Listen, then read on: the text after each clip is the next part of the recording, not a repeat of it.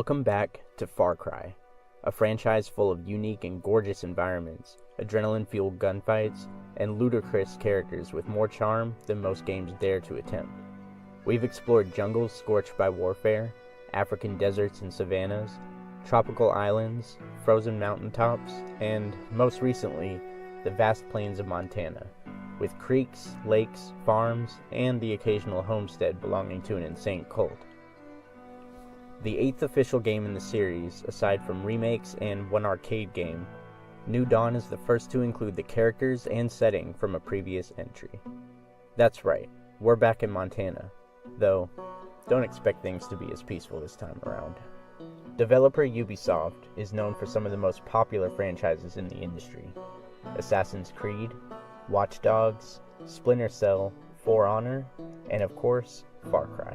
There are a few things that most of their games have in common, with the large, open world stuffed with bustling communities, the outrageous personalities, and usually a tower or building that you have to climb a couple dozen times. In recent years, some have found their formula a tad stagnant, but with millions of dollars in sales, it's pretty clear that they're doing something right. That brings us to their newest endeavor, Far Cry New Dawn. A direct sequel to last year's Far Cry 5, New Dawn brings us back to Hope County with a new protagonist 17 years after the events of the previous entry. A quick warning, the next few minutes will contain spoilers for Far Cry 5.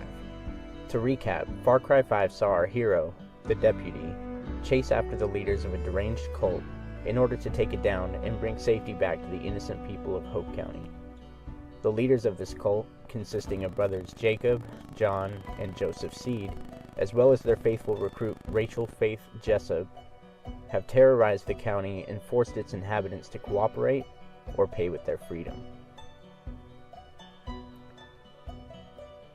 After tackling the 3 lower heralds, you face off against the main antagonist, Joseph Seed, who claims to be protecting the county from the collapse, a catastrophic event that is expected to end humanity as we know it. This brings us to the shocking cliffhanger of an ending. Joseph was right. Just as he's finally captured, atomic bombs tear the sky to shreds, and the deputy barely escapes with his life into an underground bunker with no company but the father himself, Joseph Seed. The world has been cleansed as he sees it, and the deputy is his last living family.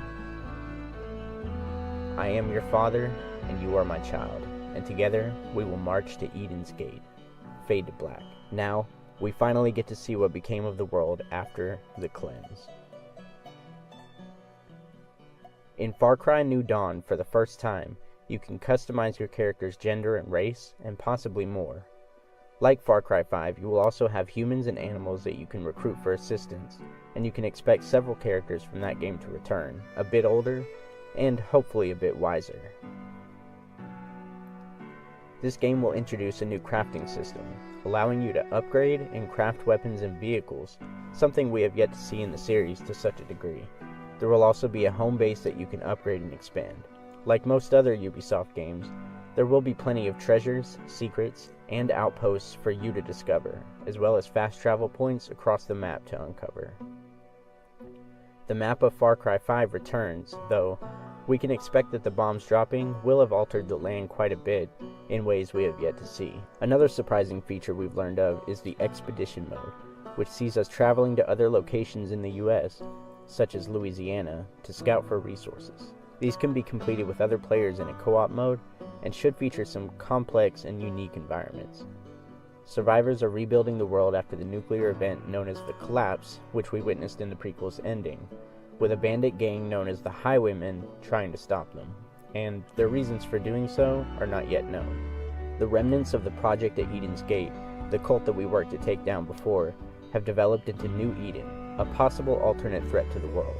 I can't wait to see how this plays out, and whether we have a choice in which faction to focus on taking down. Ubisoft has stated they've been interested in a post-apocalyptic game in the series for a while now, so hopefully we'll see some new passion driven into the series, which, admittedly, has suffered from a lack of inspiration. They made sure to create a vibrant world for us to explore, as opposed to the norm of a dark and bleak post-apocalyptic landscape with grays and reds blurring everything together.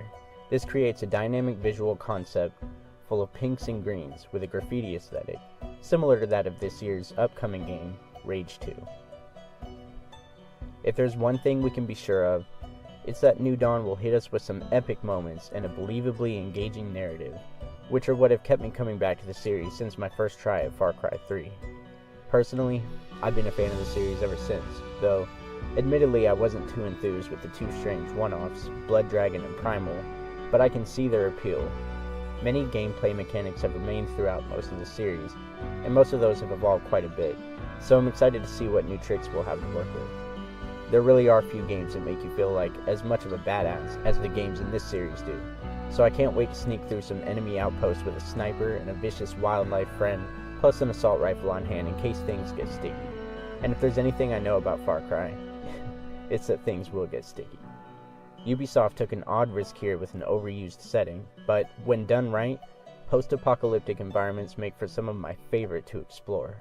Hopefully, Ubisoft made the most of it. We'll find out soon enough. So there we have it, the newest game in the Far Cry series, set to release this month on February 15th. Are you excited to try it out? I'll admit, I was disappointed in the lack of a strong story with the previous entry, so this may be one I wait on just so I can see what people think of it before going in. I have to say though, they have a great formula with this series, one that I find myself craving every once in a while. The gameplay loop is generous, addictive, and truly makes you feel as though you're making progress with each victory. Let us know your thoughts on this game, and if you decide to give it a shot, we'd love to hear what you think of it once you're done. Gamers Among Us is a growing community, and your feedback is super valuable to us, so please don't hesitate to leave a comment or send us a message. Join us on Facebook at facebook.com/groups/gamersamongus, or hit us up on Twitter at gamersamong. Subscribe to see more of our weekly spotlights right here on YouTube, as we have plenty more planned for you. This is Calamity Code with GAU, and thanks so much for watching.